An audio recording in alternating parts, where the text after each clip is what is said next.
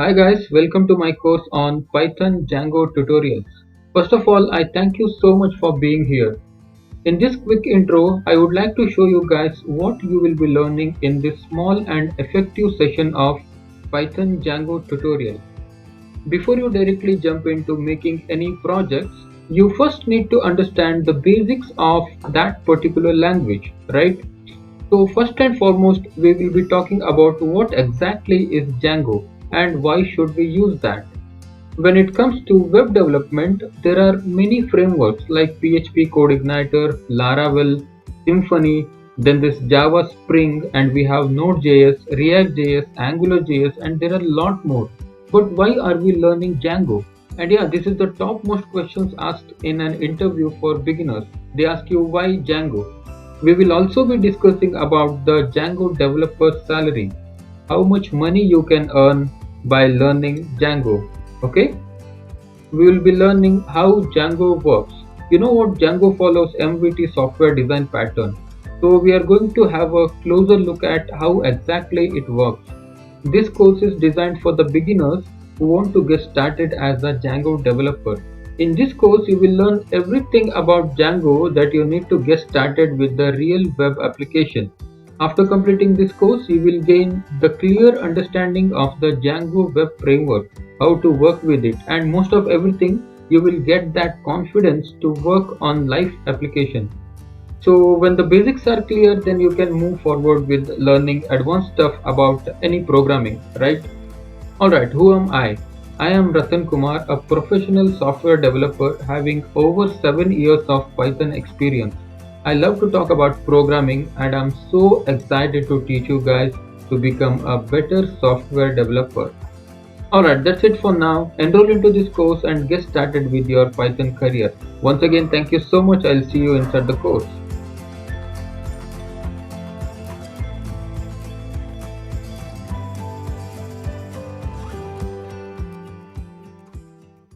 Alright guys, welcome again. In this lecture, we will learn about what is Django. Django is an open source Python web framework that is used to develop a fast, maintainable with clean design and a secure web application. One thing to keep in mind, Django is not a programming language, it's a framework. Okay, what is framework? Well, in simple words, framework is a platform for developing software applications. These frameworks contain different libraries, packages, and other pre-built programs that you can use in the development process, which makes you easier to develop software applications. Let me give you an example. Let's say you want to build a registration and login functionality. So to do this, we have many ways, right? If you don't want to use framework, then you will have to write code for each and every part of this login and registration functionality. Like you have to create a login registration forms, take user inputs, write database query to store data, again write query to authenticate the user for login, then again display the data into template manually. All these processes are very time consuming, and after you have done these many things and you get bugs, security issues, perhaps it's not scalable, right? The same functionality if we do using the framework, then we don't have to write select star from table name and all that stuff. We have many libraries included in the Django framework. So for this login and registration scenario, we have a Django package called user authentication. All you need to do is import that package into your project and use it. Then your login registration functionality is done. No bugs, no security issues, and it is highly secured and highly scalable. What I mean by scalable is that anytime if you want to extend the functionality, you can easily do that. That's why most software development companies always prefer the candidates with the knowledge of any framework. Alright, in the next lecture we will discuss about why should we use Django. Okay, thank you. Welcome again guys. In this lecture, let's see why should we use Django. There are n number of reasons to use Django, but I will explain you guys only some of them that are really the major ones. Okay, so the first one is it is easy to use. First of all, Django uses Python programming. As you all know how popular and how powerful Python is, right? Django has a very large community of developers on the web. If you stuck with any error, just copy that error and paste it inside Google search. You will get the solution in a minute. And the next one I can say is fast and simple. Django is really fast and it is very simple. Okay, Django follows dry philosophy. What is dry? Dry means don't repeat yourself, which means once you write the code and you can reuse that same code again and again so that you don't have to invest more time on the things that you already know and you can focus on the new code or the new modules. Okay, so that's what we call dry philosophy. And Django has an excellent documentation. Yes, Django documentation is awesome. You will get everything in their documentation. You know what? I have been working on Django for years now, but still I have bookmarked Django documentation in my computer browser. And if you compare Django documentation with other language documentation, then you will notice they are not that helpful, at least for the beginners. Then Django is so secure. I must tell you this, guys, security is a high priority for Django. It has one of the best out-of-the-box security systems. It avoids common security issues such as clickjacking and cross-site forgery and the SQL injection, right? And the next one is Django suits with any web applications. With Django, you can build projects of any size, whether it's a simple website or a high-end enterprise application. You can use Django without thinking twice. It also works with most major databases and even you can use multiple databases at the same time. That's really awesome, right? Using multiple databases in a single application, right? So those are some of the major reasons why we want to choose Django over other web frameworks. Thank you. I'll see you in the next video. Alright guys, in this video I want to discuss a little bit about Django developer salary. Okay, let me take you to the browser now. Okay, as you can see, average software engineer with Django skills salary in India, it is 6,11,000 rupees. Okay, it is the average salary of a person who has maybe a 2 years experience. Okay, so if you are a fresher, then at least you can expect around 3 to 3.5 lakhs rupees per annum in India. All right, and later when you get 2 to 3 years of experience and 4 years of experience, then of course your salary will get increased. It will be above 6 lakh rupees. Okay, 6 lakhs is, I think it is 50,000 rupees per month, right? So the best thing of being a Python or Django developer is that it has the very good growth. Okay, right now if you are a fresher, then you can just go to a small salary like 2,50,000 or 3 lakhs per annum. But once you get 2 years of experience at least, you will start to demand.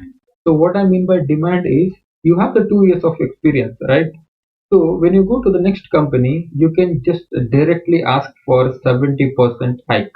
So that's the best thing about being a Python developer. All right, now let's see the Django developer salary in USA. Okay, so as you can see, Django developer salary in USA, it is $74,800 per year.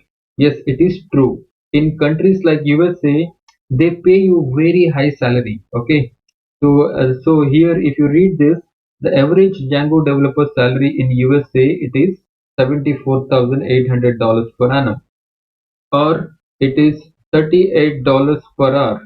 Entry level positions start at 29,000 to $50. That is around $30,000. And you can also see while most experienced workers make up to 1,24,000 per annum. That's a very huge salary, right? Yes, it is true. I know a little bit about US market standards. If you are a very good software developer, then they will never look at the money. They just want the work done. All right.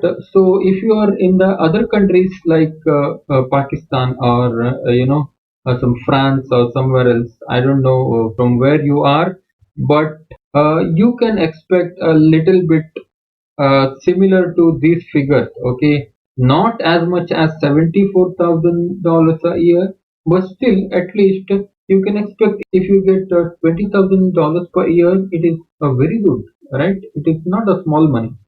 All right, that's what I just wanted to show you guys before we start with the actual, tutorial.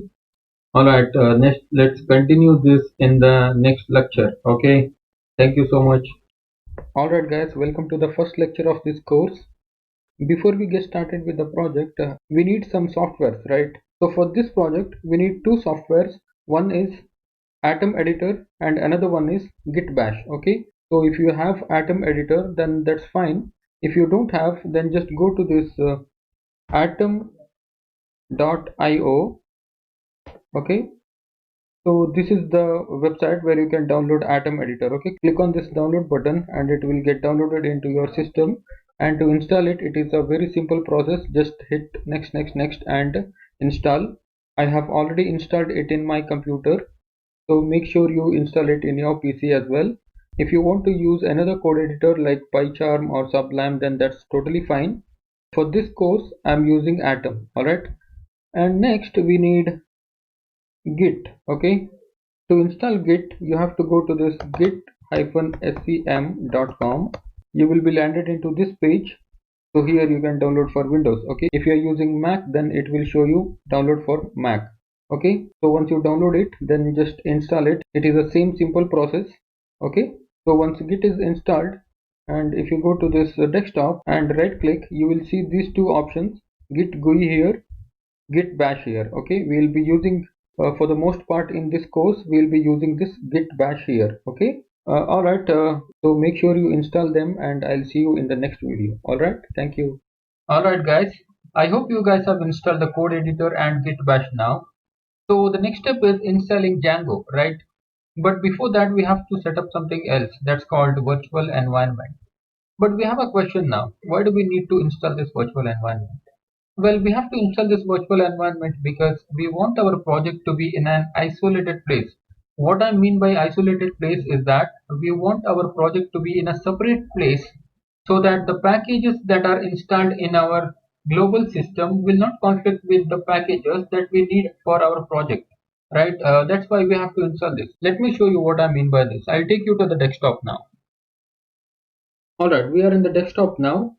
So whenever we create a Django project, we have to create it inside a virtual environment. So for this tutorial, let us create a virtual environment. Okay, before that, let's create a folder. Let me create one folder here. Let me name it as Django Basics. Okay, and open this folder. Inside this folder, we are going to create a virtual environment and the Django also. Okay, so to get started with this, let's open the Git terminal. Right click here and click on this Git bash here. So it will open the Git bash terminal, and here make sure you are in the correct path. Now the first thing is create a virtual environment. Okay, it's like Python space -m space venv. Okay, and this is the name of the virtual environment, env. I just want to name it as env. If you want to change the name, then you can just say venv or virtual environment. Okay, whatever the name you wish, you can just give it. So hit enter. Okay, so as you can see, the env folder is created. Okay, this is the virtual environment. If you open this, you will see this include lib scripts and all those stuff. So these are the folder. You don't have to touch this. Okay, we will just leave it like this. All right, now the virtual environment is created, but we want to create our Django application inside the virtual environment. Okay, so to do that, we have to get into the virtual environment, right? So technically we call it activating the virtual environment. Okay, when it is activated, then we are inside the virtual environment, and when it is deactivated, then we are out of the virtual environment. Okay, let me show you how we can get into the virtual environment now. So for the Git bash users, you just have to type in source space env, the name of your virtual environment, then slash, then scripts. Okay, make sure your typing S as capital, okay, scripts and slash, then activate, then hit enter. Alright, now we are inside the virtual environment. So to make sure we are in the virtual environment or not, if you can see this env on top of the computer name here, this path, then the virtual environment is activated. If you can't see this one, then you are out of the virtual environment. Okay, so now we are inside the virtual environment. So in order to get out of the virtual environment, we have to just type in deactivate. Okay, now as you can see here, there is no env here. Okay, this is blank, and if you see this one env on top of the path here, then you are inside the virtual environment. Okay, so that part is clear now. So for the Mac users, it is quite different. Creating virtual environment is same for Windows and Mac and Linux also, but activating it is quite different. So for the Mac users, you just have to type source space dot slash env, the environment name.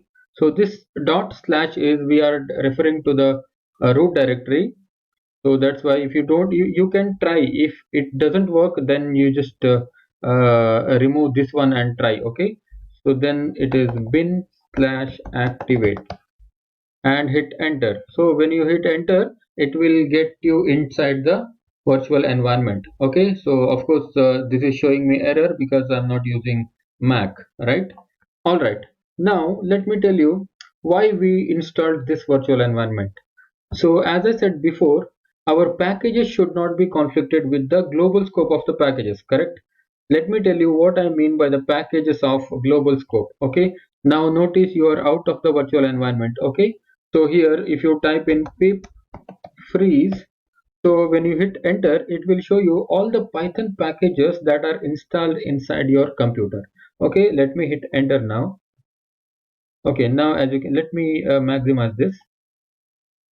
See, as you can see, these are all the Python packages installed inside my computer. Okay, see Abders, Bleach, Beautiful Soup, all these things we don't want, right? BS4, you see Beautiful Soup 4.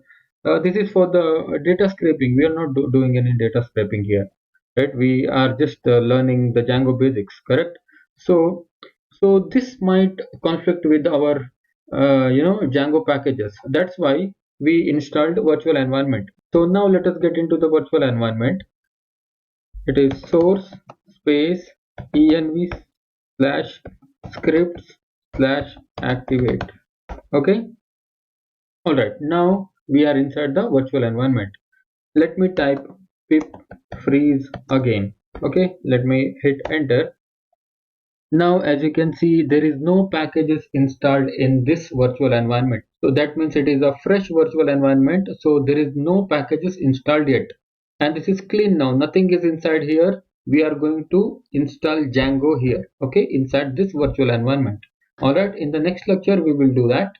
Okay, I'll see you there. Alright guys, now we have our virtual environment in place. So the next step is to install Django. Okay, so to install Django, it is pretty easy. You just have to type a pip command, then it is installed. Okay, so let me show you. It is a pip space install space Django. Okay, when you hit enter, this will install the latest version of Django. Okay, so in any case, if you want to install the specific version of a Django, okay, so that time what you have to do is you just have to say equal equal, okay, two times equal, then you have to say the version of the Django you want to install. Okay, so it maybe if you want to install 3.0.8. Okay, when you hit enter, it will install Django version 3.0.8. So in our case, we will just install Django latest version. Okay, hit enter.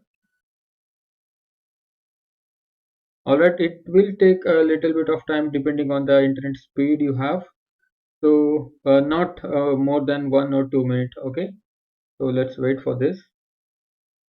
Alright, now the Django is installed. So you don't see anything here. It is still env here. Okay, there is no, we have not created the project yet, but we just installed the Django. Okay, so if you want to see if the Django is installed or not, just say pip space freeze.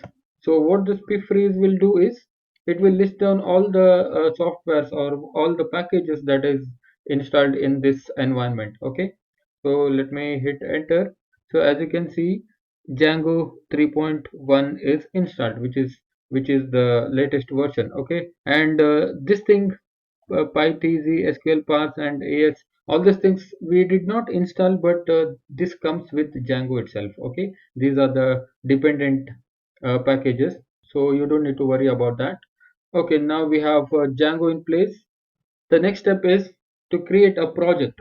So let us create a Django project now. Okay, since we have installed Django inside here, so we have the access to Django, right? So we can use this Django command, Django-admin.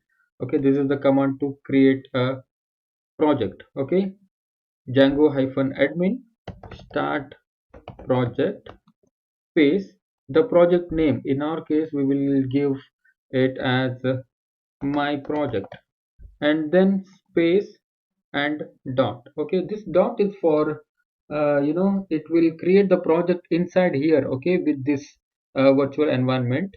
So that's why if you don't put the dot, then it will create my project folder, and then it will create the project inside that my project folder. It will be a little bit messy, so that's why I personally prefer putting the dot here, so that everything will be properly arranged.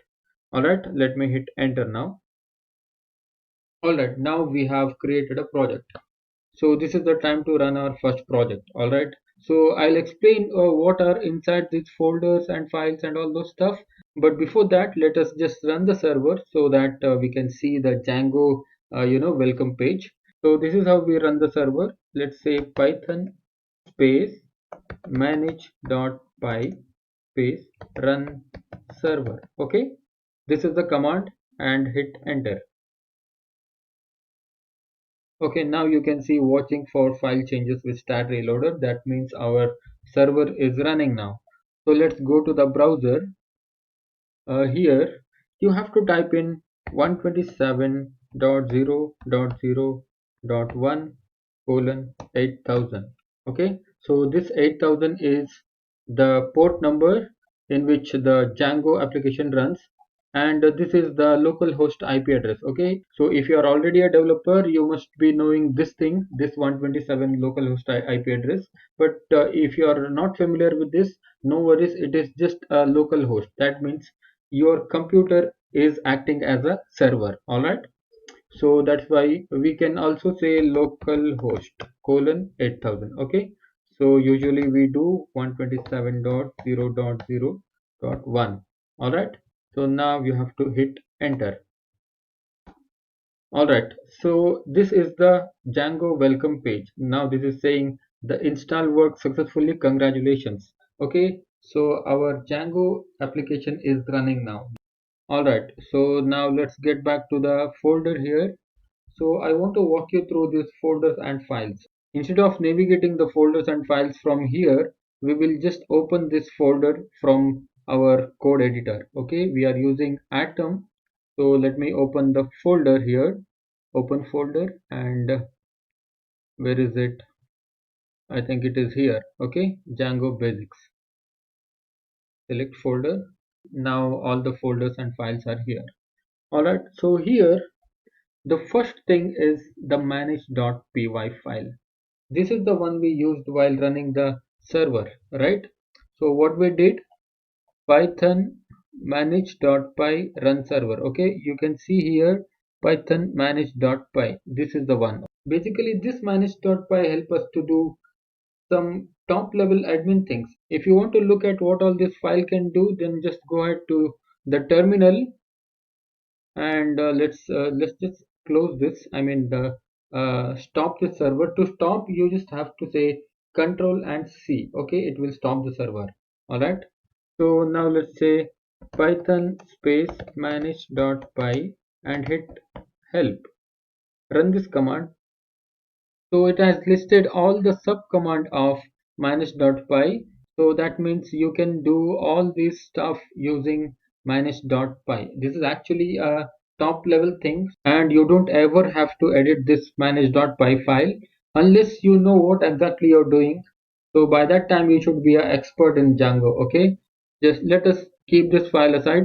And the next one is db.sqlite3. This is basically a database file created by Django itself. So if you want to use SQLite3 database in your project, then you can use. Otherwise, if you don't want to use SQLite3, and I'll say I don't want to use SQLite3, I'll use Postgres. Then there is no use of this SQLite3. We can configure our project for the Postgres. Okay, but by default, this SQLite3 database comes with the Django installation. All right. And next one is the project level folder. Okay, this my project, what you are seeing here, this is the project level folder. And this PyCache is a little bit advanced stuff. You don't have to worry about this. We are not going to use any of these files here. Okay, so let us close this. And this init.py, as you can see, this is empty. All right, this file is empty now. Even if you delete it, it will automatically come again. So we will not delete it now, and we are not going to use this file also in our in any of the project, right? And next it is asgi.py file. Okay, so asgi means it is a asynchronous server gateway interface.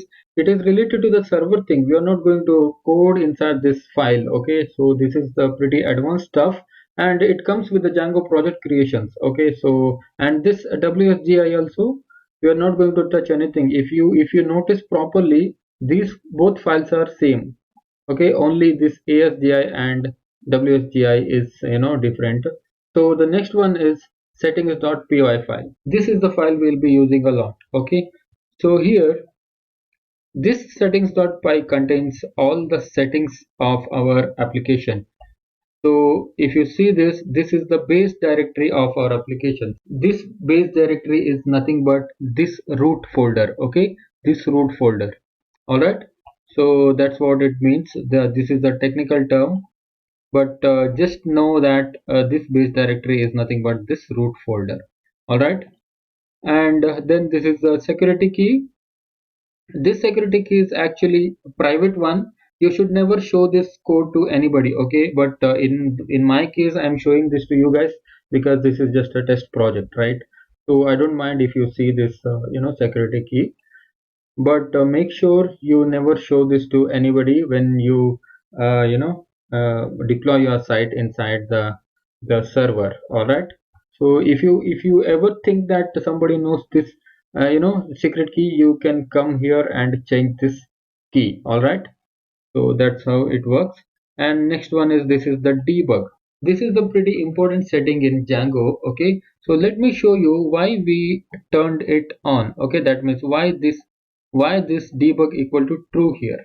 So when I go to this Django application here, whenever we get the error, let me show you one error. Okay, so test. Okay, we don't have the test page.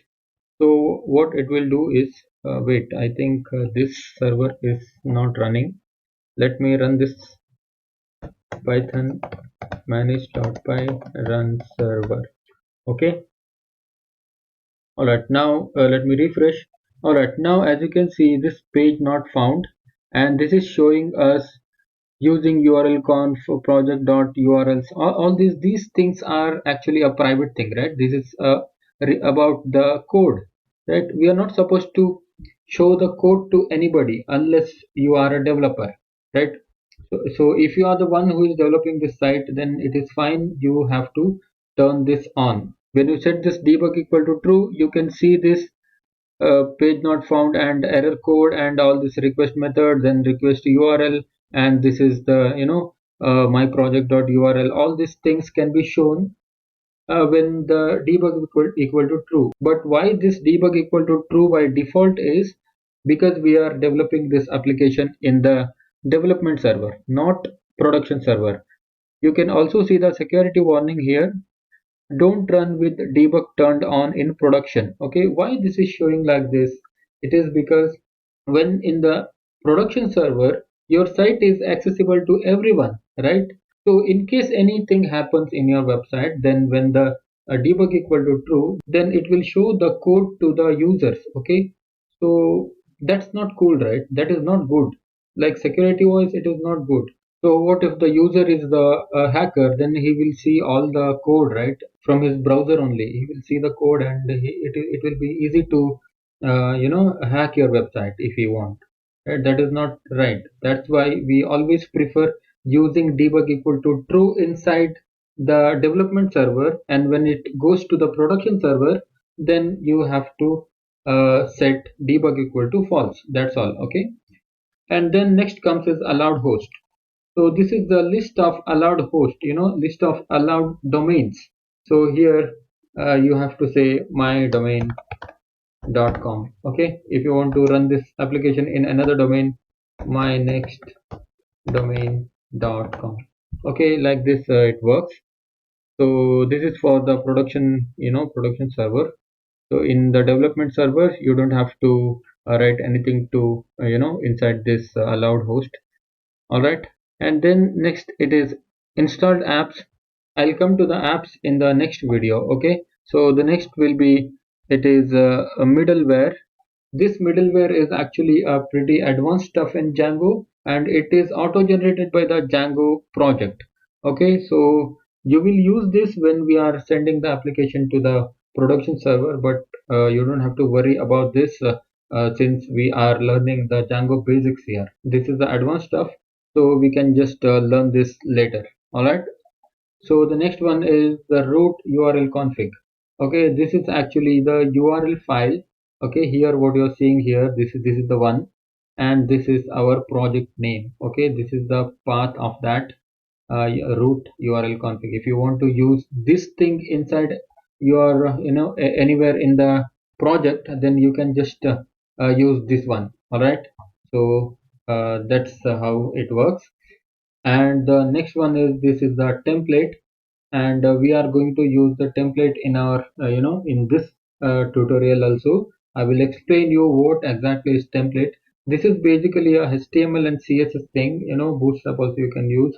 Totally it is the user facing front end, right? You don't have to edit this thing, but just keep in mind this is the template. But while we are using the templates like HTML pages, then we have to send the template name here. Okay, so I will show you that later. All right, so this is the WSGI application. Again, this is the server thing, so we are not doing anything with this.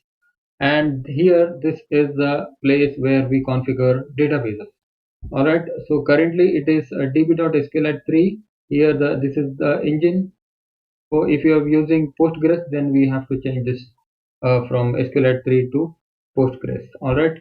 If you are using SQLite3 only, then you don't have to do anything. But for this tutorial, we're using SQLite3 only. Okay. But I have a advanced project in my Udemy account. So if you want to learn that after this course, then you can just go ahead and learn that, where I have used the Postgres database. Okay, which is a very cool thing, and I think you should try that. Anyways, so the next thing, it is auth password validators, and these are the password validation things.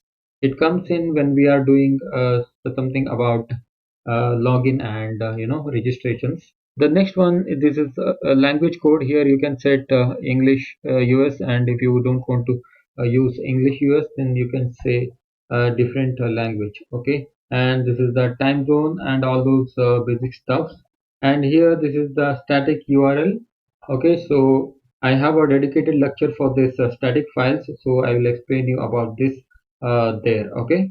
All right, so the next thing is we have this urls.py file. This is the very, very important file. Okay, this file is responsible for navigating the whole project. Okay, the whole Django application. So any request which comes from the browser will first comes to this urls.py file. From here, we will decide where to send that request. Okay, so that's about this file structures. And don't worry if it is too much to understand right now, but eventually you will understand all these files. Okay, when you start playing around these files, then it will be very easy for you guys. All right, so that's it now. Thank you. Welcome again, guys. In this lecture, let us understand how exactly Django works. Well, as I said before, Django follows MVT software design pattern, right? model, view, template. But what is this design pattern actually? The design pattern is nothing but the way of defining the rules of developing software applications. So these design patterns have some set of rules that we need to follow while developing applications. The Django follows MVT pattern. So let me show you how this actually works. So we have a model, view, and template, right? This model is responsible for each and every database operations. Okay. So if you want to do anything related to database, then you must contact model. Alright, we have template now. What this template does? So the template is basically a user-facing front-end layout. This can be HTML or Bootstrap, or even it can be, React. Alright, this template is the only thing that can be seen by the users because this is the front-end layout, right? So whatever the data we want to show to the user, then we just provide that data to the template so that user can see that. Okay, but who will provide the data to the template? This is where Weave comes in. Weave acts as the bridge between the template and the model. Alright, one thing to remember is that Weave cannot directly access the database. For that, what we need model, right? Because model can only talk to the database. Weave cannot just go to the database and bring anything we want. Okay, so Weave is basically a bridge. Weave tells the model that I need something from the database, please give me. Now the model will go to the database, bring that data and give that back to the Weave. We will then pass that data to the template where the user can see. Got it? So this is how it works. Alright, let's take a simple example. The very first thing is that the user comes to the browser, right? So he comes to the browser because he want to see something or he want to know something, he want to do something, correct? So in this example, let's assume that this particular user wants to see his first name and last name. Okay. Now what he will do is he will access our Django application using something called URLs. So this is the URL, as you can see here. This is how the URLs look like. In Django, we define all the URLs pattern that are needed for our application inside a separate file called urls.py. I showed you in the previous lecture, right? There is a file called urls.py. There we list down all the URLs pattern with the inbuilt function path. So this is how the path looks like. Okay, path about view dot about path profile view dot profile. Okay, like this. So this is the path. So when any request comes in, it will first go to the project level urls.py file where we have the URL patterns listed. Alright. So it will then check if the requested URL is exist or not. Let's say for the first name and last name in our example, the URL is profile. Okay, in the profile we keep all the first name and last name, all that stuff, right? So now it comes and looks for something called profile. So here the first one is about. Okay, so now it will ignore it because we are not looking for about, we are looking for the profile, right? So then it comes down and checks another pattern where it is profile. Now it matched, correct? So we are looking for profile and it is matched, right? That means the profile URL is exist. Then the request will now go to the corresponding view where we have the function for that particular URL pattern. Right here, this is the function. Okay, this is called about function, profile function, contact function, all that stuff. So these are the functions that are listed in the views. This function contains the logic of what to do with this request. So in this case, our logic says go and get first name and last name from the database. Then it will go to the model because Weave itself can't contact to the database directly. So Weave has to contact model to do anything related to the database because model is the only one who does all the database operations. Then once if the requested data is available in the database, then the model will give that data back to the Weave. So now we have first name and last name in the view. We want to show that to the user, right? That's where template comes in. From the view pass the data to the template. Template means the front end layout that the user can see. So from the template, the user will see the first name and last name that is requested. Okay, so this is the actual workflow of Django when the user requests for some data. Okay, I hope you understood. If it is too much to understand for now, no problem. As you go ahead with the course, you will understand it properly. Okay? Alright, thank you. Alright guys, now that we have installed Django and run our first default Django welcome page, right? So we don't want that default Django page in our application. So in this lecture, we will remove that page and put our own hello world. Okay, because everything starts from hello world, right? So let's do that now. So let me open this Django basic folder. In here I have the project, right? What I will do, I will just right click and open this with the git bash here. Okay, so here, so let me get into the virtual environment first. It is source space env slash scripts slash activate. Okay, all right, now I'm inside the virtual environment. Make sure you are inside the virtual environment. Okay, now let me run the server first. Python manage.py run server. Let me go to the browser and 127.0.0 and 8000. Okay, so this is the welcome page. All right, now what we should do is, let me go to the code editor, and here this is my urls.py file. Here it is. Okay, in this file, first we need to create a URL pattern for the home page. Okay, so this is how we create path, and inside this path just put an empty string. Empty string means it is a home page. Okay, let me show you that why it is home page. So this is the domain, right? So after this domain, we don't have anything here, right? And if you put this test, okay, this will be the URL now. Then this should go to the page that contains something about test. Okay, so if there is nothing after this domain, after this local host, or after this 8000 port number, then we call it home page. Okay, so that's why it is empty, and that's the reason we put empty string. All right, empty string means home page, and comma. Now we should specify the views. Okay, to which view we should send this request. All right, so this is how we do that. Views dot the view name.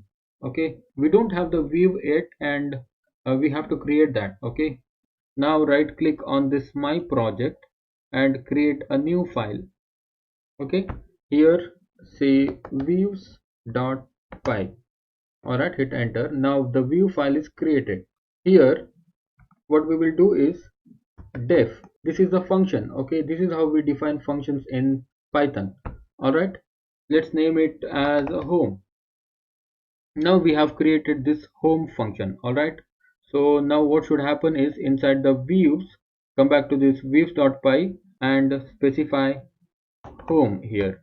Okay, so when the request comes for the home page, then it should go to home function. All right, inside this view. Now put the comma here. Okay, we should be making all the list here, that's why make sure you put the comma. All right, and save it.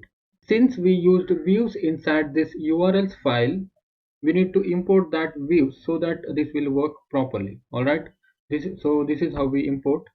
From dot import views. Dot means this same directory. Okay, inside this same directory we have the we have something called views. Bring that in. Okay, so this is how it works. All right, now save it. Okay, so now we have imported this views. Now let's go to the views.py, and we have created the function called home. So the request is here inside this views now, so that's why we have to pass a request from this home function. All right, now let's hit enter. Inside this we have to say return and space http response,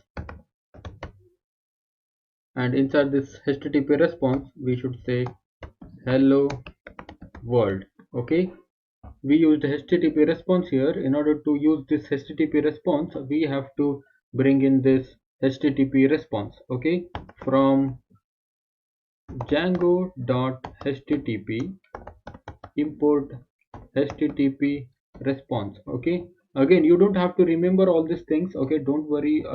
You may be thinking, oh, do I need to remember all this stuff, because this is hard to remember, right? So in that case, don't worry, you will get all these things in the Google so easily. Okay, so now let's check if that works or not. Refresh. All right, now you can see hello world. So now let's put some HTML here. Okay, so inside this return HTTP response, let me cut this and say h3. Okay, this is the HTML tag. Paste this here. Okay, now just refresh this. All right, now this HTML is also running. Okay, so now let me explain you guys what happened here. So the first thing is when we hit the refresh, okay, so the home page request came to the urls.py file. First it checked for the admin, because first it checked for the URL pattern, right? So that's why first it will check if this first path is for the home page or not. Okay, this is not the home page. Then it came down and look for the home page. Yes, this is the home page. Blank means home page, right? So when this is true, then the request came to views.home. All right, views.home. So it went to the home function in this views. Okay, it came here. All right, so here what happened, what we are doing here is we are just returning the hello world HTML here. Okay, so that's why what it did is it just printed hello world. Okay, this is how it works. All right, so this is the very basic thing, but rendering all the HTML inside this HTTP response, it is not the proper way, right? Because in our project we will be using a lot of HTML code, right? It is not possible to include all the codes inside here, right? That's why we use template. Okay, in the next lecture we will look at the template. All right, thank you. Alright guys, now we printed this hello world from this views. Okay, so we don't want to print from the views, we want to print this HTML from the template, right? So for that what we used to do is just right click on the root folder Django basics and create a new folder. Okay, create new folder and name it as templates. Okay, here the template folder is created. So in here again right click and new file, let's say home.html. Okay, all right, now the home.html file is created. So now we want to print the hello world from this template. Okay, not from the views. All right, so here let me say h3 again, and let me close this h3. Hello world from template. Okay, now let's go to the views and say here, instead of this HTTP response, we should say return and render. Okay, and just remove this one. Okay, we don't want this now. We should pass the request. All right, and comma the template name. So in this case, what is the template name? home.html. So now what is happening? We are rendering the HTML here from this home.html page. Alright, save it. And one more thing you should remember is that we created this template folder, right?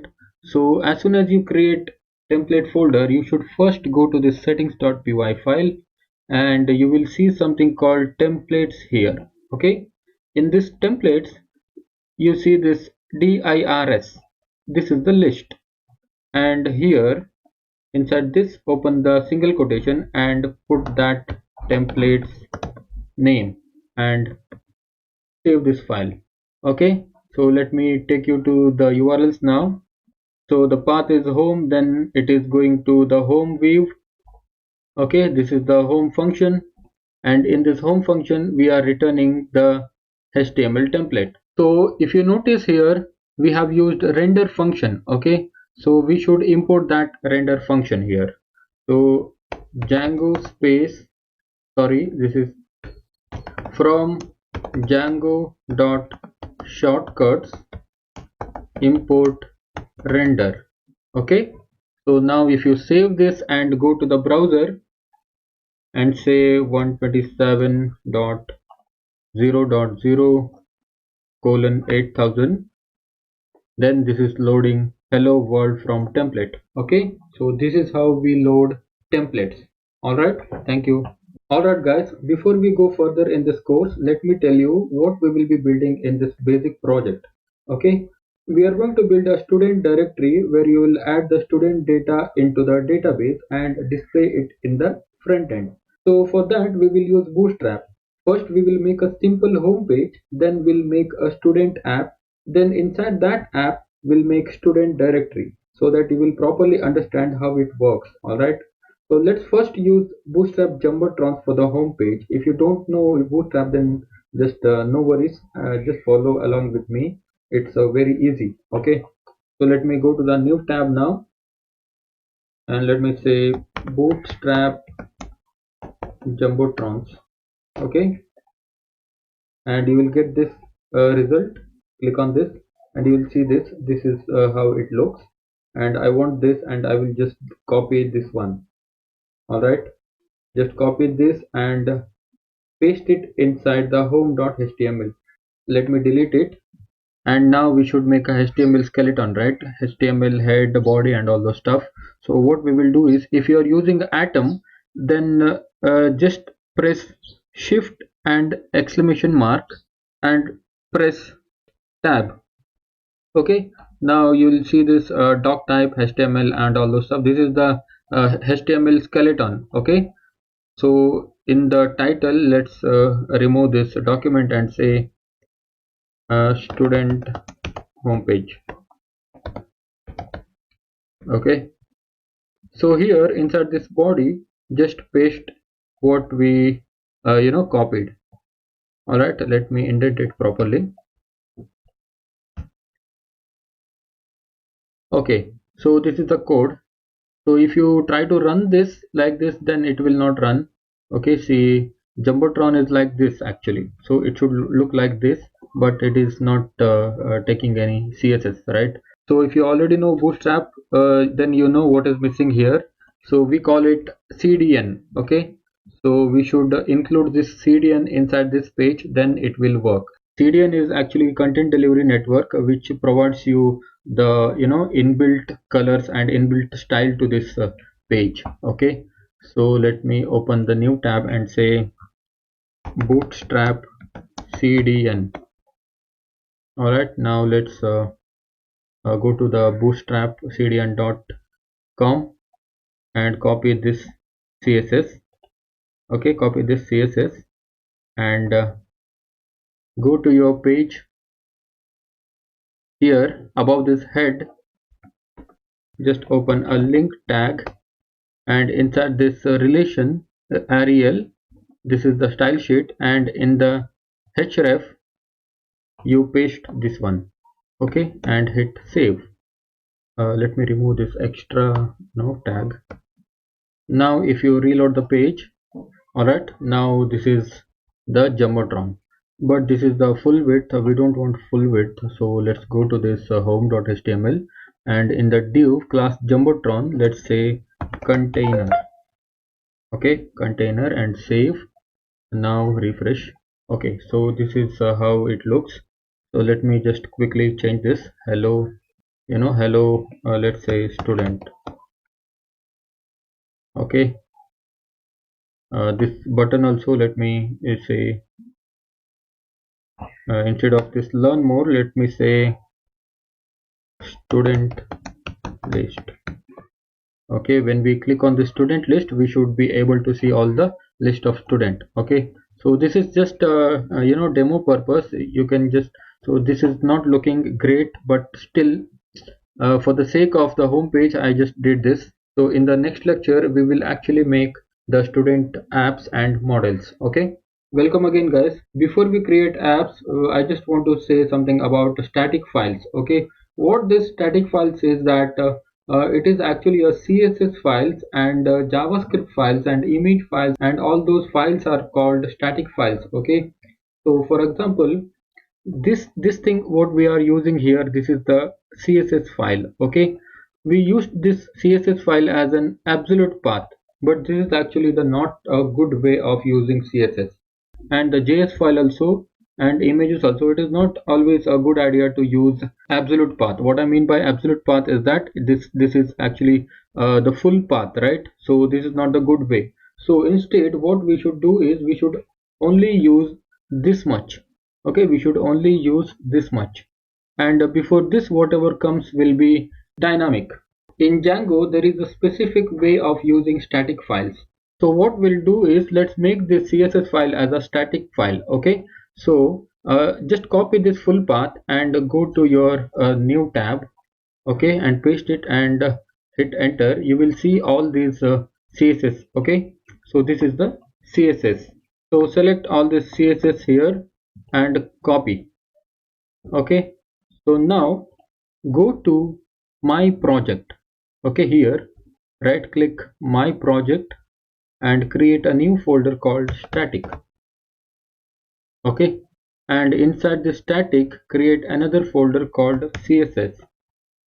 Okay, and inside this CSS just create a new file, not folder, it is file, and say bootstrap dot min dot css. This min is actually the minified version of CSS. Okay, bootstrap dot min dot css, and just say enter.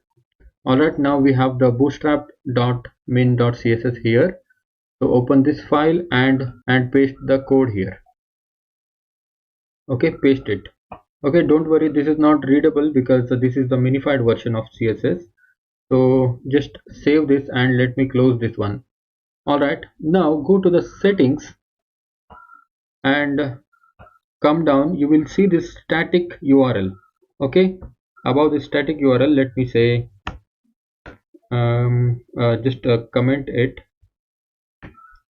and say static configuration. Okay, static file configuration. So we have to set a static root. Okay, underscore root. Okay, that is equal to base underscore dir, base directory. So this is the base directory. Let me show you. This is the base directory. Okay, as I told you before, this one. All right, this one. This is actually the root of the folder, root of the project. All right. So base directory space slash. Okay, then say static, and then we should set static files directory. Static files underscore dirs is equal to, open the list and hit enter, and here you should specify the static files directory.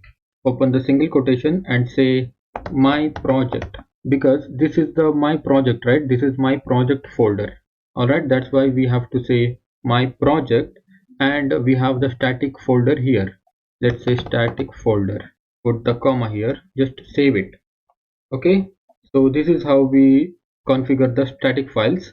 Now we want to load this static file inside the home.html, right? Now we don't want this absolute path, so let me delete this one.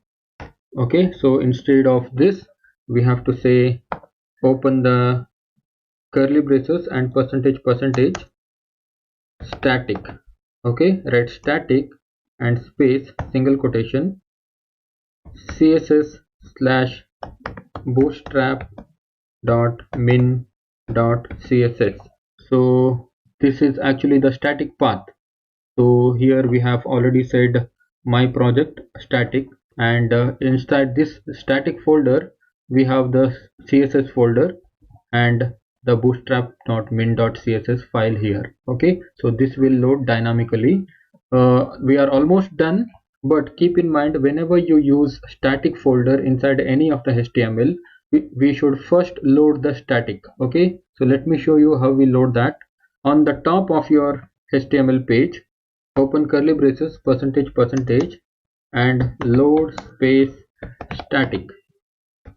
Okay, now let me run this. Okay, no changes, right? So let me show you. If I edit something here, css, let me give the wrong path, save and load So now see, this is not working. Okay, so let me put that again, remove this and save, refresh, and you see this is working. Let me show you the page source. You can see this static, it is loading from the static css bootstrap main.css. When you open this, you will see this full path.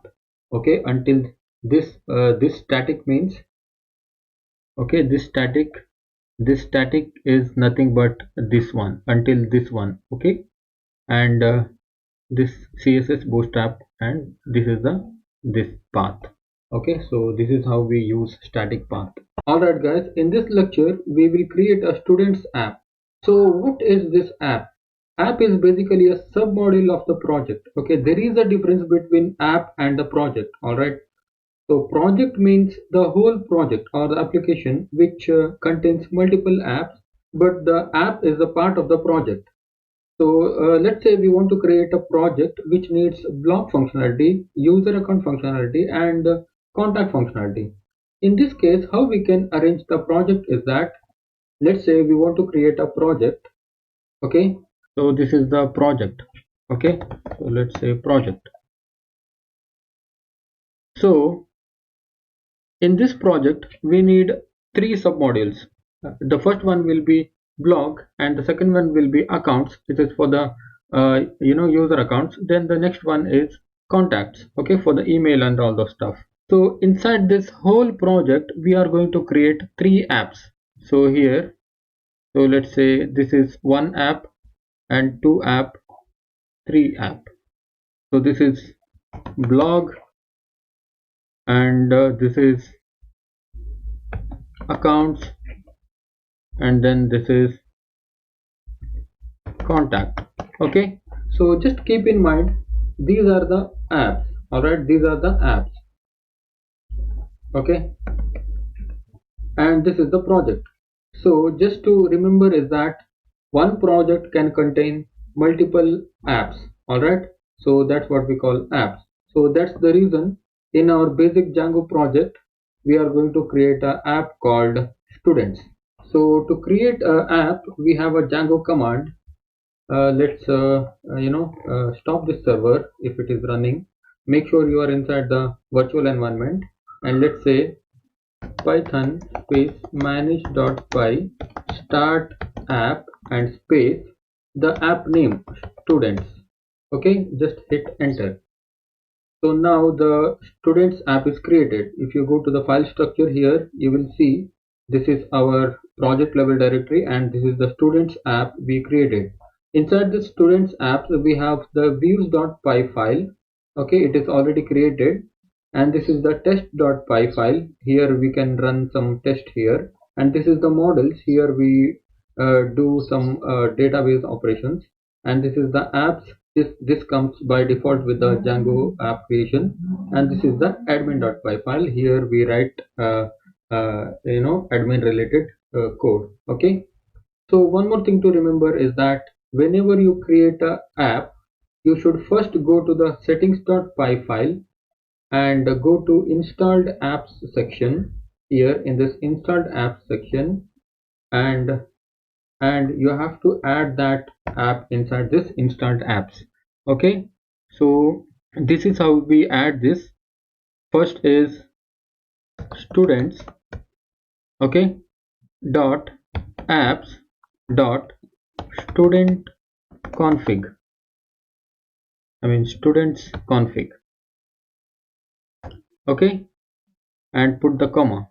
Okay, this is the app name and dot apps and then students config. From where we got this is that if you go to this apps.py, here inside this students app we have the apps.py.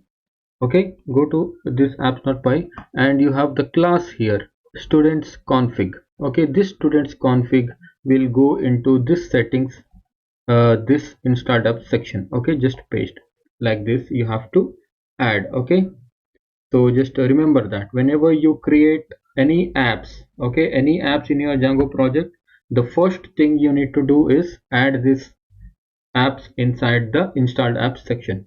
Okay, so now the next thing we need to do is create a URL for our student list. So at first, as I said before, the URL first comes to project level urls.py file. See here, this is the urls.py here. Okay, but inside the students app, we don't have urls.py file, right? So second thing we need to do is create a new file and urls.py. Create this file. Okay, so whenever you create a app, first thing you have to do is go to the settings and add that app inside the installed app section. The second thing you have to do is create a new file called urls.py. Okay, these two things you have to remember, right? All right, so now we want to do something like this, right? So whenever you click on the student list, it should go to this page, student list. Okay, student maybe list. So when he hit enter, it should go to student list page. So now this is not working because we have to configure the URL, right? So go here. So again, let me explain. The first thing, when the student request for the student list, it comes to the project level urls.py file. Okay, keep in mind it comes to the project level urls.py. So here three things. First is, this is the root folder. Okay, this is the root, and the second is project level directory. This is the project level directory. This is what you're seeing, my project is the project level directory. And next is app level directory. Okay, this is the app level directory, students. If you create another app called accounts, then it will be with the students. Okay, so it will be like this. So students, templates, and then this is the template, not apps. Then if you create a contact app, then it will be contact. Then if you create a accounts app, then it will be account. So these are the, so this is the app level directory. So when the user comes with the path of student list, we should show him the student list, right? So first thing, we should make the URL pattern. So let me make that. Since we are using students app here, what we will do is we should say path, and let's say student list, then just say slash here, comma, this time let's not do views.home. Okay, this time what we will do, include, and let's include students dot urls. Okay, and you put the comma here. So what this is doing here is, whenever the user comes with this pattern, student list, then we are calling this URL which is inside the students app. Here it is, just now we created this urls.py which is inside the students app, right? So we are calling this one. Okay, so whenever the user comes with this pattern, students list, so we are calling this urls.py file. So the request will go to this urls py. Okay, all right. Inside this, what we have to do is, the first thing is we have to import the path. Okay, copy this path from here and paste it here. Okay, because we need path. URL patterns. Okay, URL pattern is equal to, open this list and say path, and let's say empty string, because student is coming to the student list, and after this there is nothing, right? If there is uh, something called test, then we should have written the test here, but there is nothing after the student list. Okay, so that's why we should keep it as the blank and comma. Here let's say views dot student list. Okay, and comma, let's name it as name equal to student underscore list. Okay, whatever name you want to give, you can give. This is actually the name of this path. Okay, okay, now we have created this path, but we should also import views. Okay, so because we have used views here, right? We want to access the view from the urls.py file, right? So that's why we want to use from dot import views. Okay, and now we have to create this student list view. Okay, this is a function, and here inside this views.py, let's create a function called student list. Inside here, pass in the request and colon return render. Now pass the request comma the template name. So for now we don't have any template yet, but we will make one. Let's say student list.html. Okay, now save this. Also save this urls.py also, this project level URLs. Okay, save both of these files and now go to the template. Okay, inside this templates create one file called student list dot dot html. So here make sure all these spellings are correct, file name and the html name you are using here.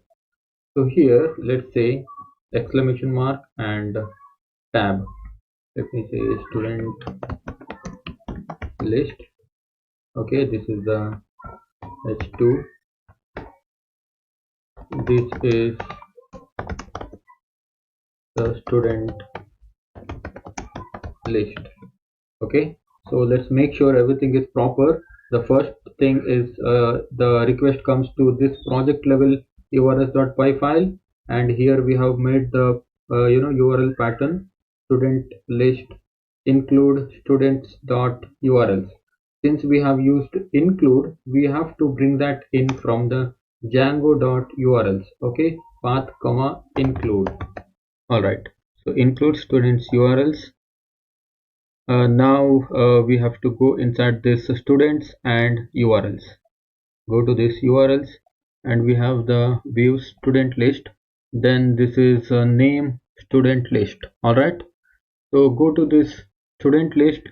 Inside this views we have the student list, request and return render request student list.html. All right, so everything looks proper. Let me start the server. Python space manage dot py run server. Okay, so hit enter. All right, server is running now. Let me refresh that page. All right, now as you can see, this is the student list. Okay, so let me remove this one. All right, so this is uh, where is it, student list. Okay, delete that and refresh it. All right, so now the URL pattern is working fine. Okay, so when we click on this, student list, it should go to that page, right? Let me just show you how we do that. This is in the home page, right? home.html. Go to the home.html here. Okay, and here we have the student list button, right? Inside this href, let's say curly braces open and percentage say URL space the name of the path. Okay, so if you notice, we have named this path as student list. Okay, so this is the name of this whole path, right? So that's why just copy this name and put it inside here. So this means that it will load the correct path of that URL. Now if you refresh here, when you click on this, it is going to the correct student list page, right? All right, so this is how we create the apps and load it, right? Thank you. All right guys, so now we have created the student list page. So inside this page we have to bring in all the student list, right? So we have not yet made the database tables. Before we create database tables, let's first bring in the template. Okay, so we will just organize it in the table. So for that, just go to this new window and say Bootstrap tables. Okay, go to this first this one result, and you'll see this different type of tables. Select whichever you want. I will just go with this hoverable table. Just here it is, hoverable rows. So this is like I like this one actually, because when you hover on this, it will change the color of that particular row. Okay, let me just copy this. Okay, so you can copy this from here, or else you can just copy this whole code. Okay, say copy and go to your where, let me just close all the tabs. Okay, so we have to paste that inside the student list.html. Okay, so just remove this test message and paste it inside here. All right, so this is the table now. So again, in order to make this work, we have to load the static, correct? Because this is the Bootstrap table, so we want to load the Bootstrap CSS. Let's say static space, sorry, let's go to this home and just copy this one and paste it here. Okay, this is the href static css bootstrap dot min dot css. Since we use the static, we should load the static, right? So this is how we load that, load space static. Okay, so now if you refresh this page, you will see the table. All right, so this is the full width now. Let's make it the container. So here what I'll do is I'll open the div. Okay, one div I will open. Let me give this class as the container. Okay, this is actually the bootstrap container, I mean bootstrap class. Copy this cut this table and paste it inside this div. Okay, this is the div container. So let me refresh. So this looks like this now. Let's put the heading. After this div class container, let's say h2 student list. Okay, let's make this as center class equal to text center, and let's put some margin empty 5. Okay, margin top 5. So let me refresh it. All right, now this looks like this, but I want one break here.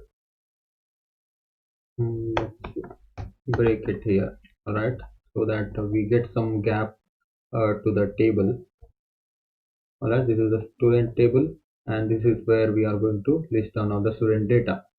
All right, so this one should be student, student number, or we can say roll number, or this is the full name, and this is the course, and this can be the grade or something related to that.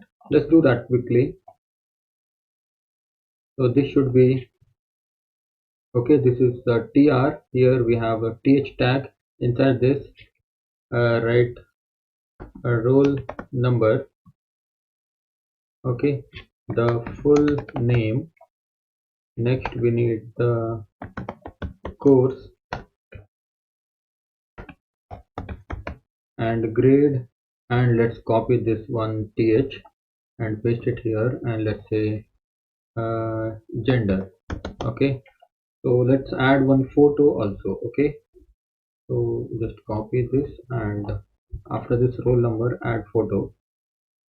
Okay, so that you can understand how this photos works. Okay, all right, this is enough now. 1 2 3 4 5 6.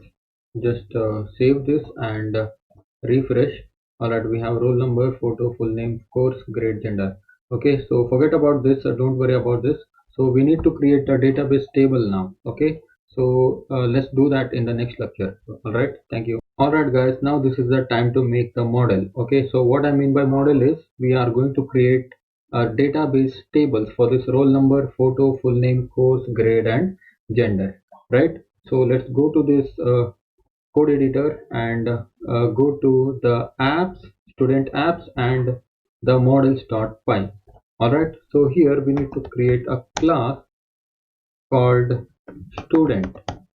Make sure this is the singular form of student and the first letter is capital.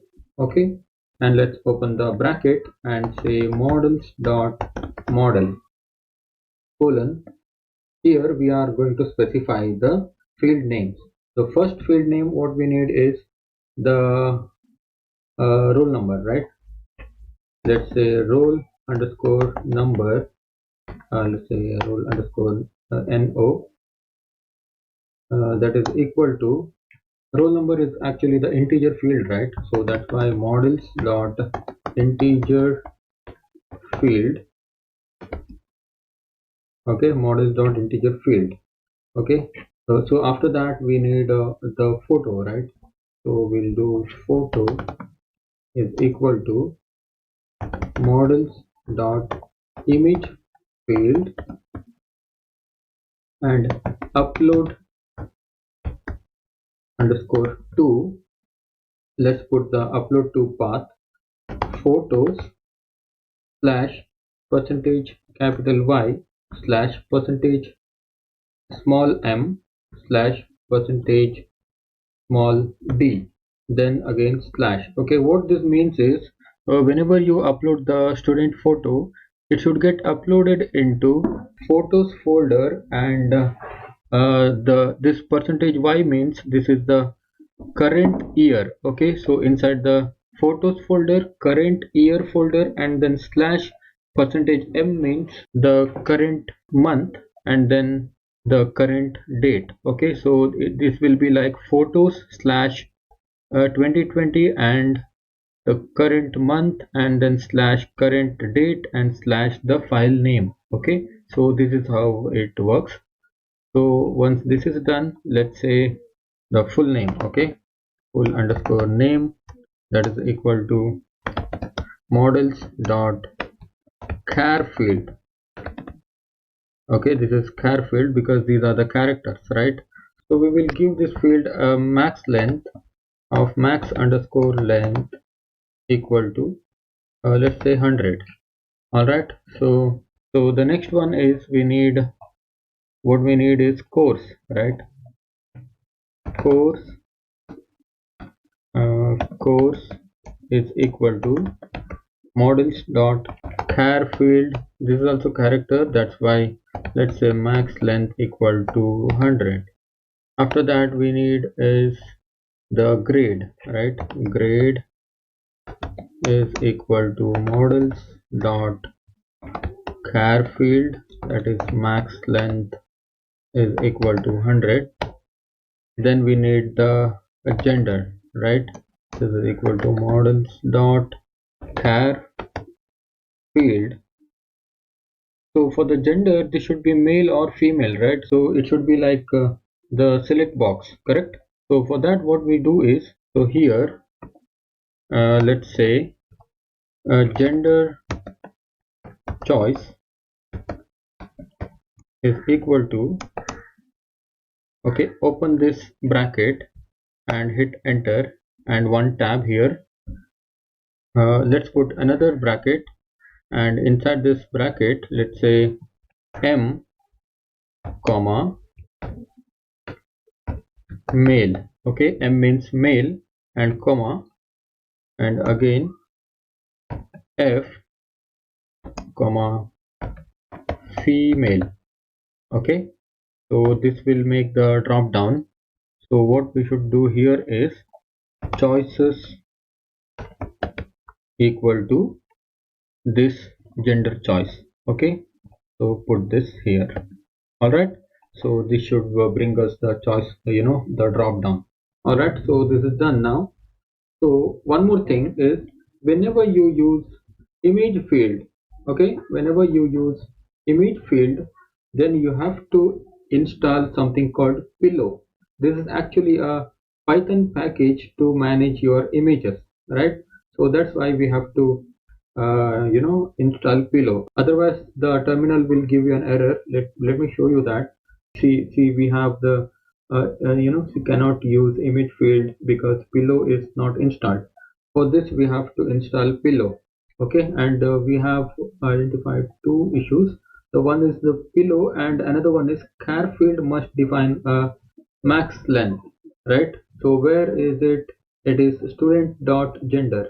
All right, in gender we did not use max length here. Let us add that max length is equal to 100. So that's I think that's it. So the next thing is we should install pillow, right?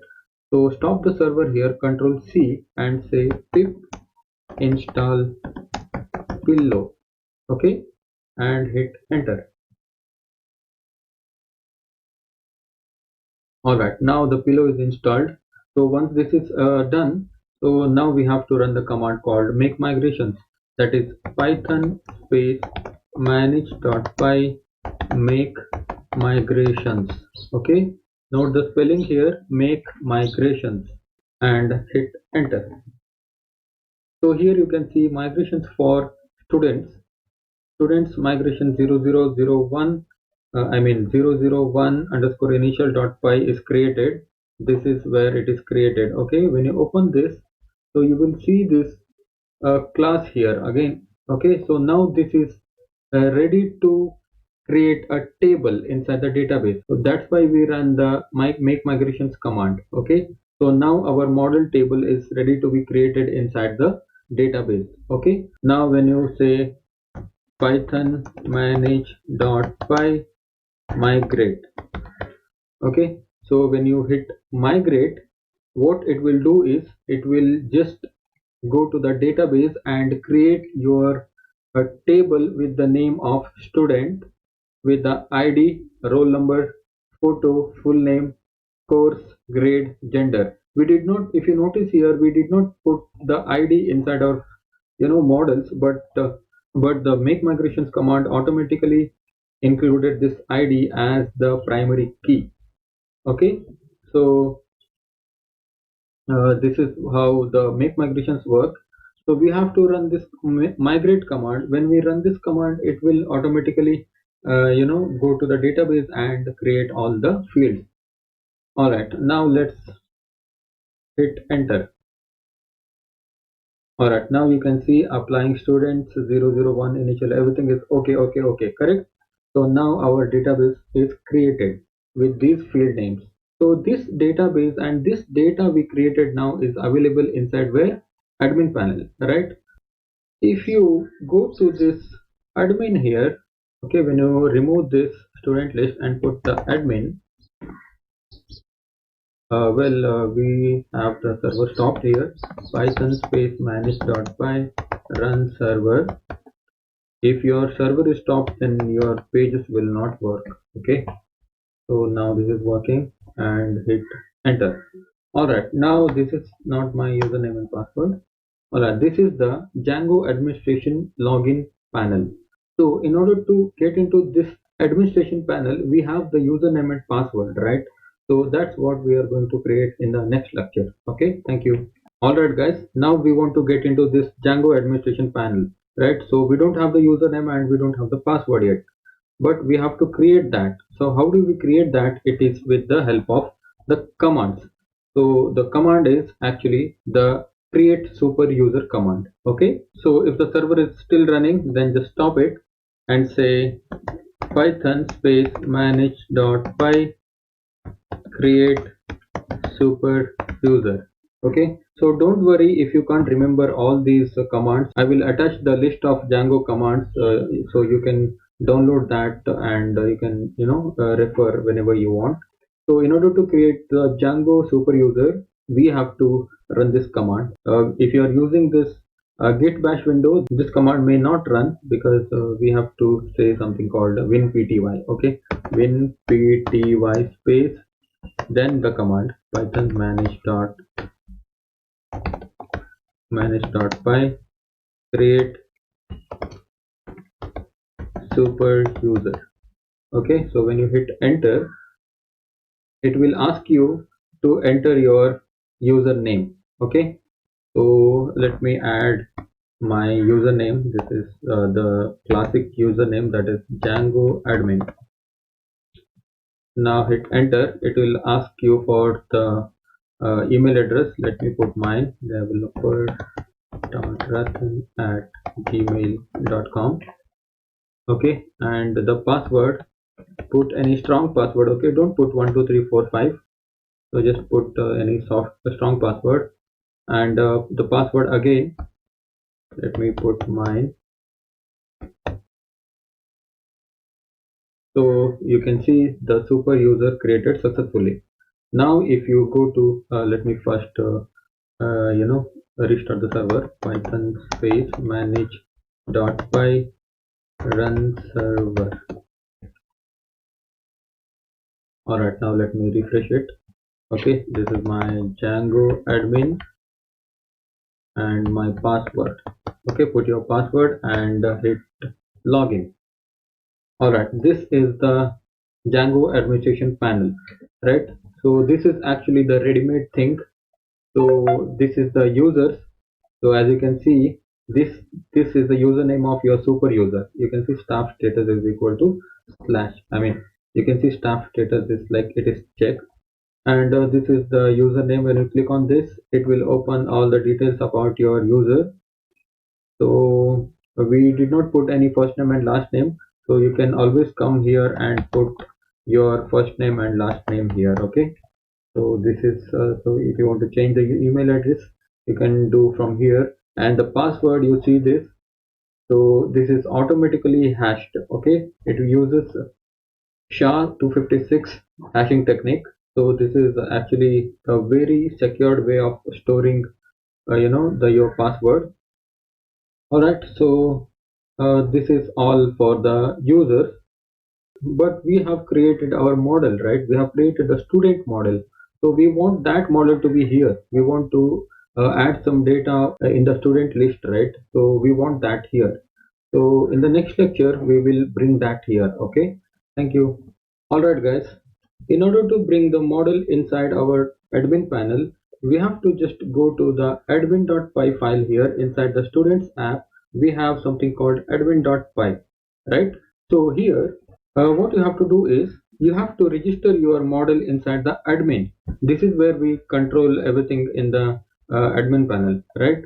So that's why inside this admin file, we have to register the model. So this is how we register the model. Type in admin.site.register, and inside this register, put your student model. Okay, this is student. All right, so this model, this is the model, right? Class student, and this should come inside this student. All right, so we have used the student model, but we have to bring that in, right? We don't have the access by default, so that's why we have to bring that student model inside this admin.py file. So from dot models import student.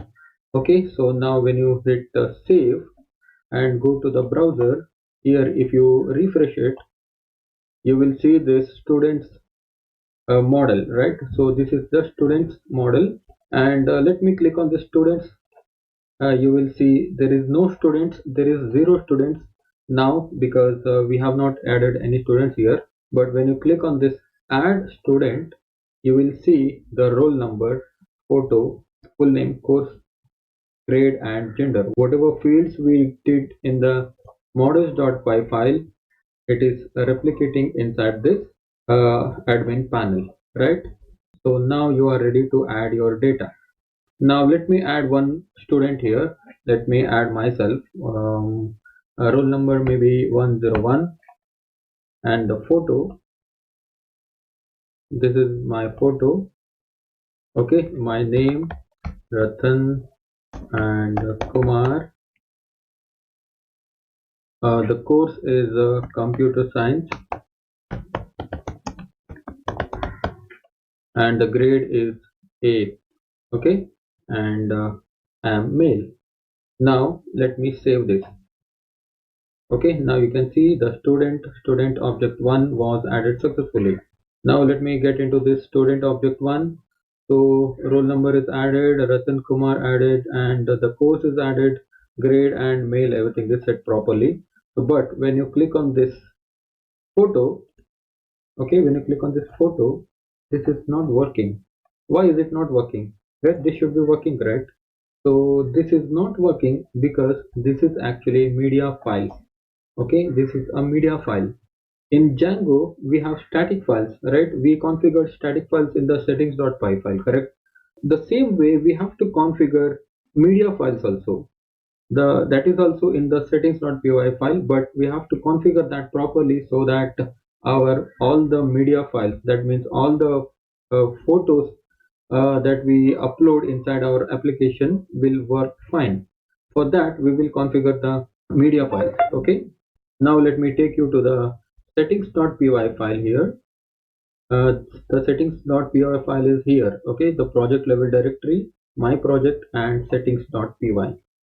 Now scroll down to the bottom of the page. Here we have static file configuration.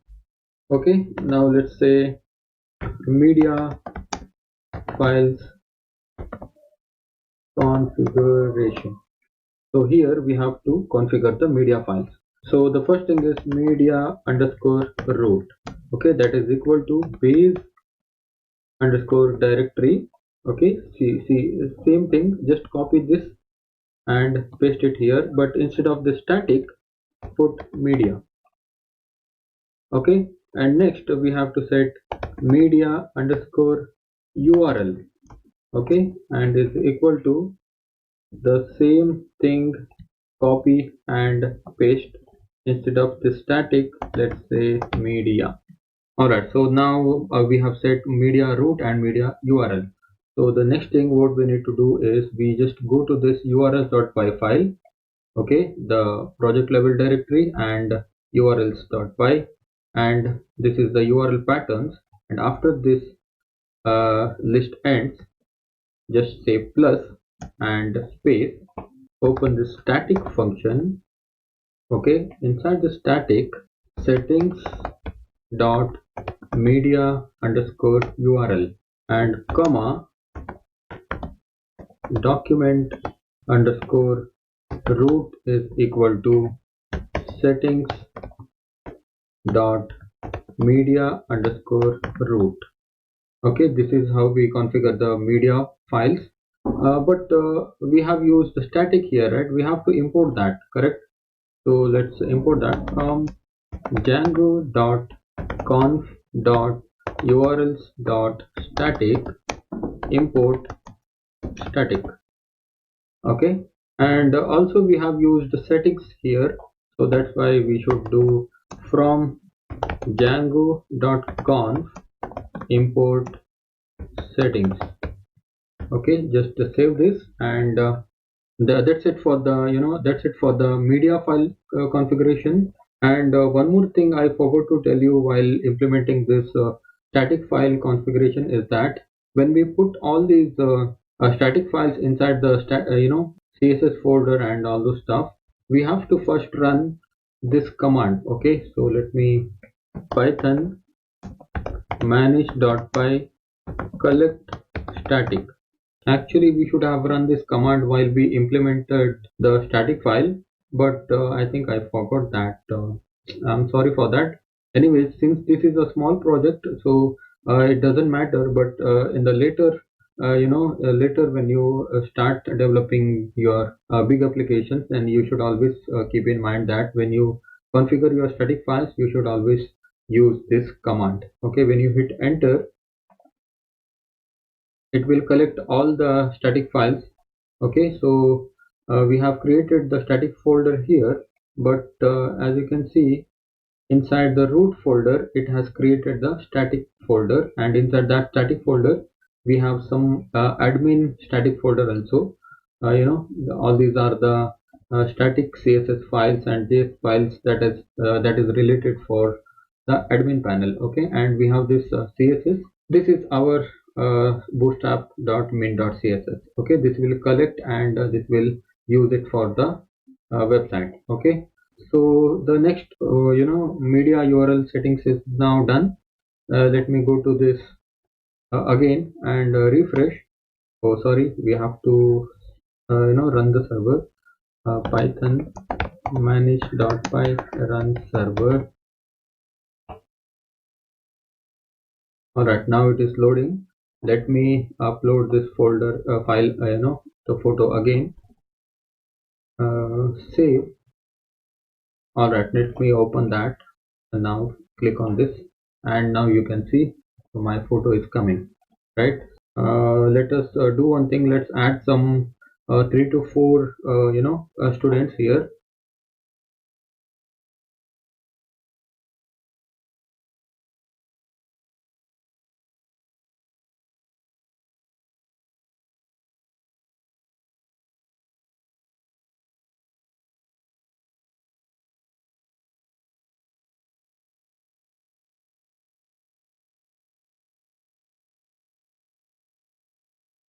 All right, I have added 4 students here, but one problem here is that, so this is the actually student list, right? So but it is showing like student object 1, student object 2, object 3, object 4. This is not readable, right? So we can make it readable by in the model. Okay, so just go to your model.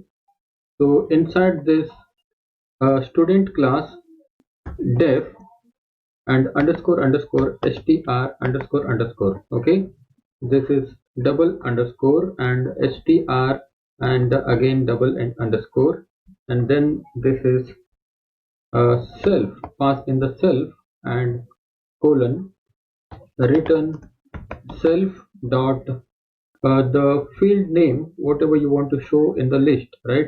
So I want to show the full name inside the list. So let me say return and self dot full name. Okay, so you have to pass in the request because you are making the function inside the class. Okay, you have to remember that whenever you make the function inside the class, you should always use self as a parameter, right? So let me just refresh it. All right, now you can see the first name is coming, right? So when I click on this sham, you'll see this sham photo, right? So when I click on, let me come back here, Anna Smith here, the photo, right? So this is how it works. All right, guys, now that we have all our students inside the database, okay, so we want to show that list to the user, correct? So for that, what we have to do is we have to use the logic. We have to write the logic for that, correct? We have to write the query to get the data from the database, correct? So that's what we are going to do in this lecture. So go to this views. Okay, we have the students apps and we have views.py here. Okay, we have already made this uh, def student list function. Inside this function we have to make a query. Okay, so we want the data, right? We want the student list. So what we will do is we'll say get students, okay, is equal to, this is the variable and it is equal to, we want to go inside the student model, right? So here we are contacting the model, student model, and inside that students model we want to access the objects, and objects dot all, we need all, correct? All. Okay, we need all the objects, all the data, like all the students. So this is how we write the query. Okay, and here, so when this code runs, what happens is from the student model we will access all the objects. Okay, so now it is stored inside the get students variable. Now what we need to do is we need to pass that get students to our HTML, correct? Now we have the data here and we want to pass that data to the HTML template here in this HTML. So this is how we do that. We will create a dictionary called data. Okay, inside this dictionary, this is the dictionary, data dictionary. Inside this dictionary we have to pass that student list. Okay, this students list as a key and the value as this student itself. Okay, so this is the key and this is the value, and now we have the data dictionary ready. Okay, inside this data dictionary we have all the students, right? So copy this data dictionary and pass this inside this HTML. So put the comma and say data, right? Here we have the data. Alright, so what it will do is we got the data, all the objects from this student model and stored inside this get students table, and we created this data dictionary and passed that data inside the dictionary, and we are passing this data, okay, this data inside the HTML. So now we have the access to the data inside our HTML. Okay, which HTML? This HTML page, right here. When you open this, uh, we have the data inside here now, because we have already passed that data to the HTML template. So we have the data here. So if you want to see the data, let me show you the data here.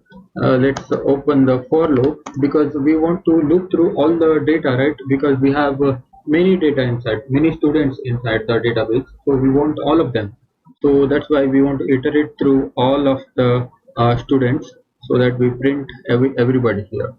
Okay, so for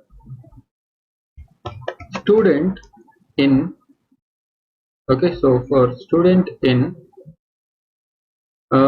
students, I mean get underscore students. Why this get underscore student is that we have put the get students variable inside this data dictionary, right? That's why whatever is here, this will come here.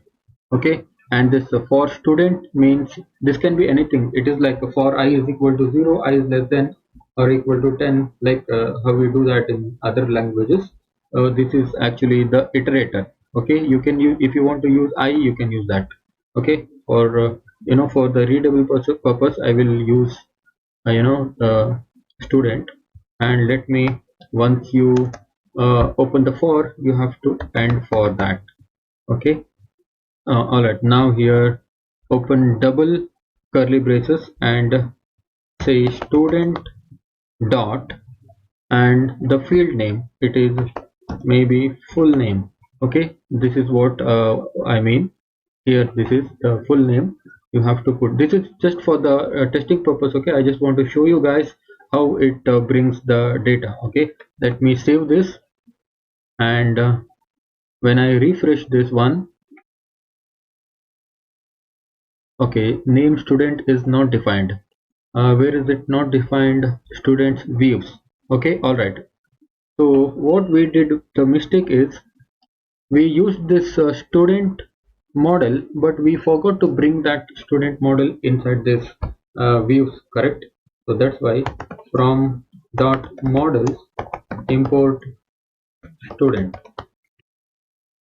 Okay, now that error should go. All right, now you can see Ratan Kumar, the first name, then the Sham second name, Anna third name, Mega Mohan, correct? So this is how we bring the data. So let's put that data inside this table now. Okay, so let's go back to the student list.html. Just remove this. Okay, so before we take this, what we will do is we will just organize the table correctly. Okay, so we have 1 2 3 4 5 6 six columns, right? So here also we have to add 6 td. Okay, this is table data. So let me remove this one. 1 2 3 4 5 6, we have 6 data td, and we don't need this tr. Delete this, and from this tr to this tr, delete this. All right, now just save it and just reload it. You should be able to see like this. Okay, all right, now go back to here. So what we need to do here is we have to put this tr inside the for loop, right?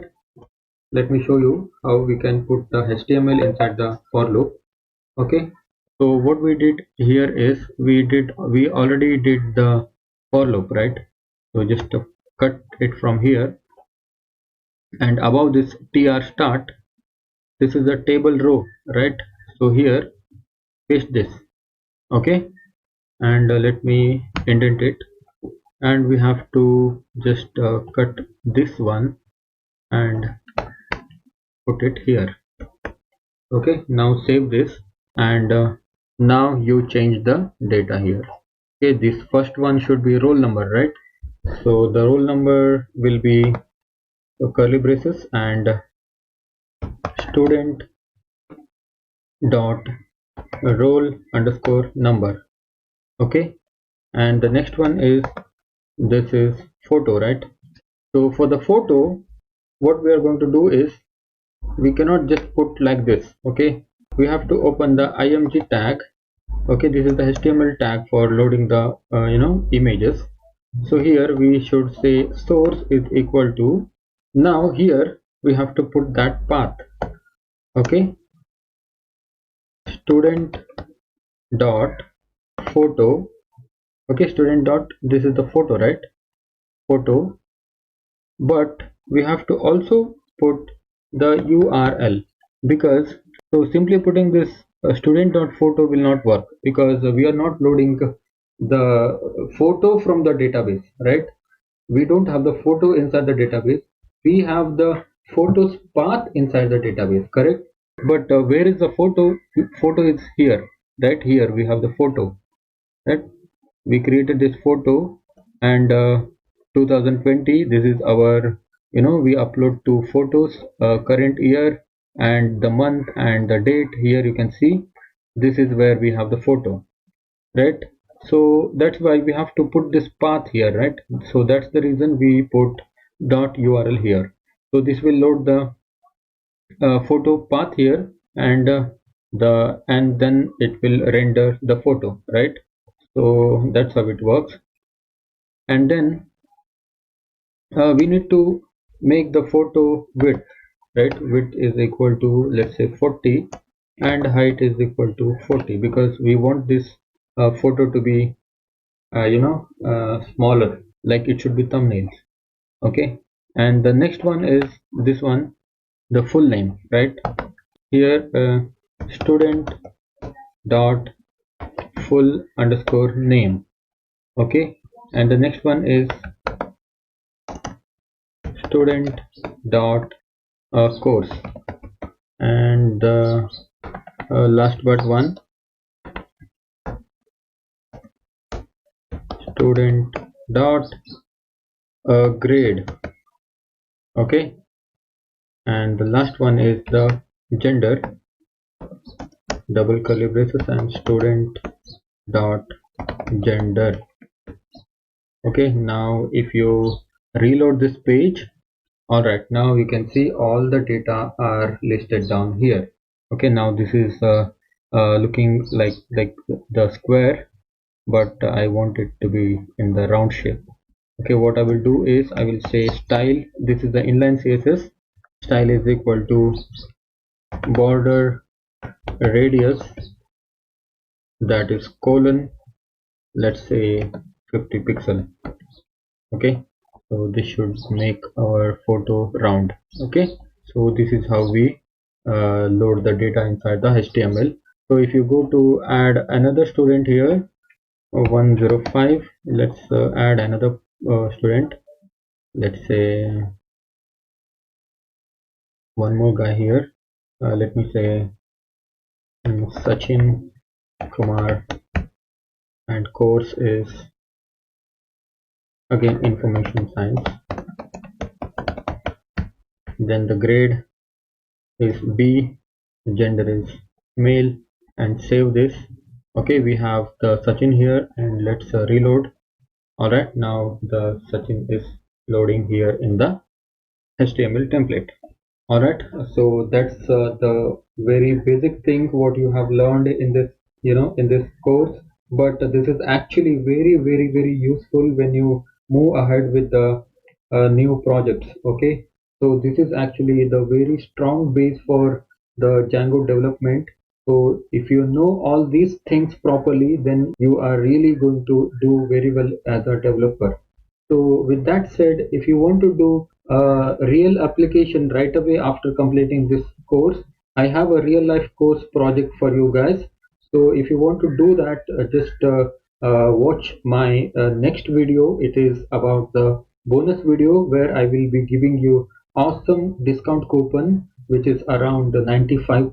It is really worth it. And if you make that project, you are already a developer, because that project is an awesome and very well structured project. It is based on the real requirements. So that's really going to help you guys. And make sure you watch my bonus video coming up next, and I will meet you there. Congratulations, you have completed this course successfully, and thank you so much for following me throughout this course. And I'm really happy that you have learned a lot of Django development now. So this is the very right time to do some intermediate Django projects. I have a real project based course for you guys. I will put the link in the resource section of this video. And once again, thank you so much, and I'll see you there. Keep learning. This is Ratan signing off.